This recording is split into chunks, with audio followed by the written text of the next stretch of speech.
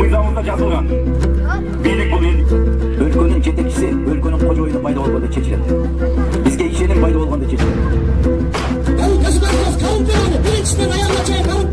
Мен билип аткан чындык, мен билип аткан чындык. Азыр айтылбаса, Эрик жок деп айтылмакчы. Ар ким ар кандай сөздөрдү айтат экен. Ташчайлар ооруп, Базалбай больницада жатат эле. Кечээ күнү 5-inde митингде жүрөт деп. Албетте, биринчи Алла Тааланын амири менен, Кудайдын кудурети менен, албетте сиздердин элдин жардамы менен, жана ошондой эле дарыгерлердин жардамы менен бүгүнкү күндө сиздердин астыңызда да бутубузда туруп отурабыз. Кудайга миң мерте тобо шүгүр. Сиздерге таазим барыңыздарга. Жана ошондой эле Кыргызда эмне гана жок. Бардык нерсе бар. Çalkıp жаткан Сүкөлүбүз бар. Сулайман тообуз бар. Алтын тоо кен байлык булактарыбыз бар. Бирок Кыргызда бир гана нерсе жок экен, урматтуу туугандар. Бул ынтымак жана биримдик. Кыргыз ынтымактуу болсок, биримдиктүү болсок, бизди эч ким эч качан жеңе албайт экен.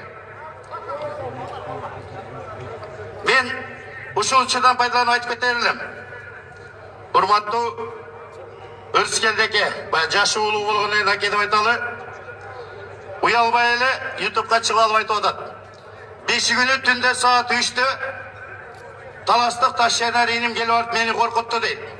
8 машина бер, 200 баланы салып алып, Молдовановка барып Садыр Жапаровду чыгарып келем деп айтты деп.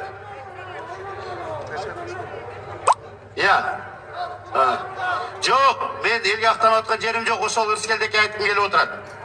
Өрскелдеке трибунага чыкса жамактайсыз. Шантаж менен монтажды жакшы билем дейт да. Бардыгыңыздар уксаңыздар керек.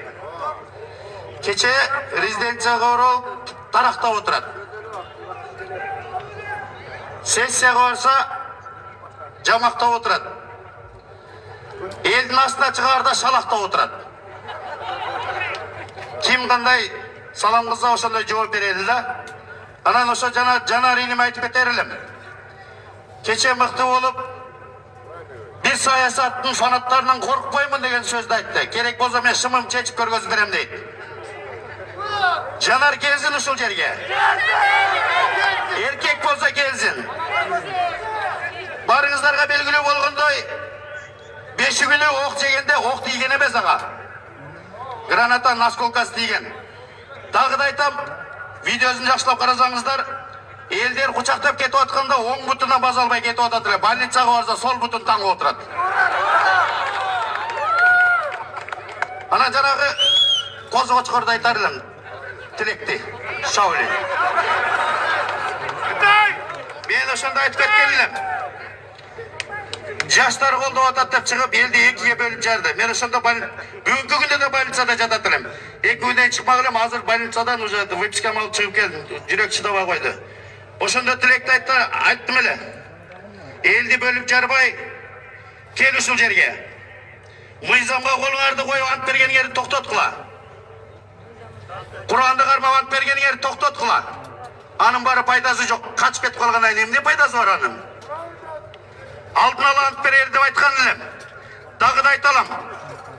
Кимде ким эл ынтымагы үчүн, эл биримдиги үчүн, мамлекет үчүн мен 5 манжамды кестесеңер элдин астына кезип берем. Ошондо алдын ала ант берип ошентип элдин астына далилдеп берели деп айткан элем.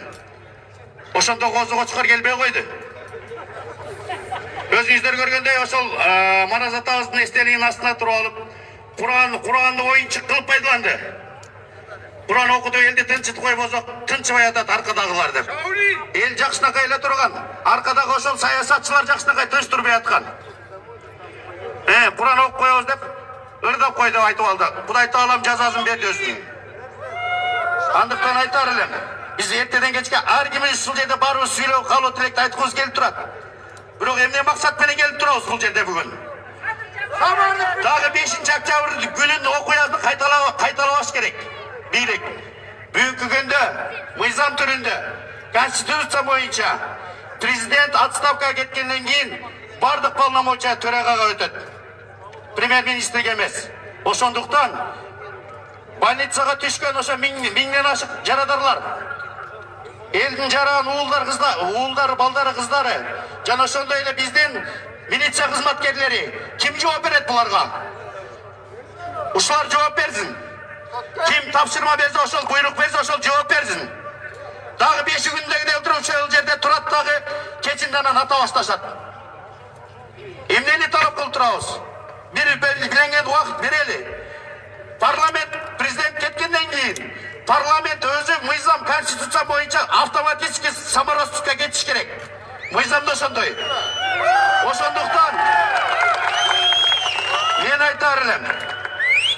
Сооронбай Шариповичти өз ыктыярыңыз менен эркекче сөз бергенде жашнап элди канга боебой, ачуусун калтырбай жакшынакай кылып туруп өткүзүп берип койсо. Жана Чыңгызхан Аксакал жакшы туура айтты.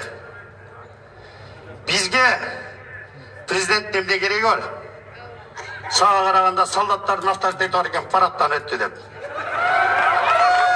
Ошондуктан бизге элдик бийлик керек. Ассаламу алейкум, барыңыздар.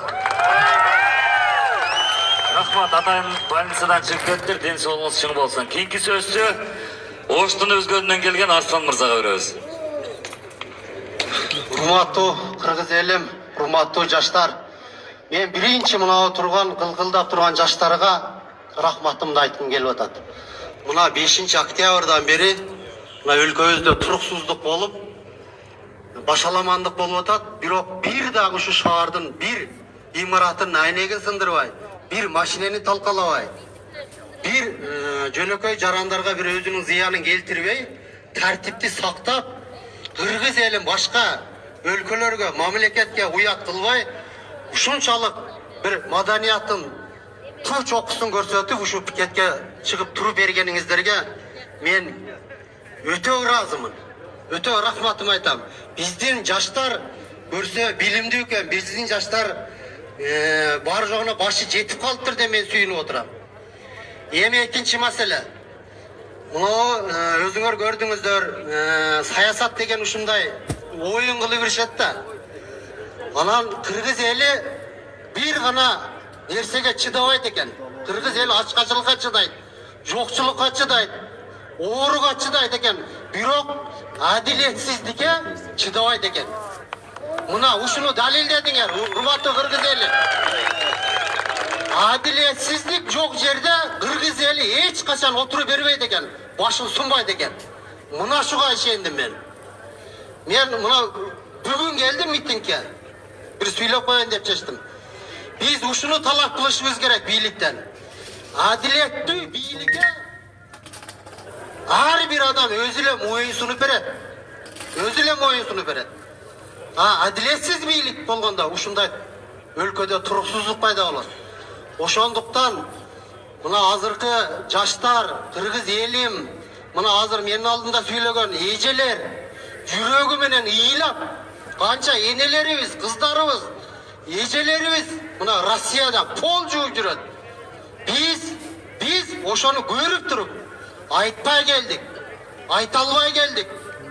Мына эми убакыт келди. Айтышыбыз керек эл баштыларына. Эгерде элди адилеттүү башкарсаң, иштегин.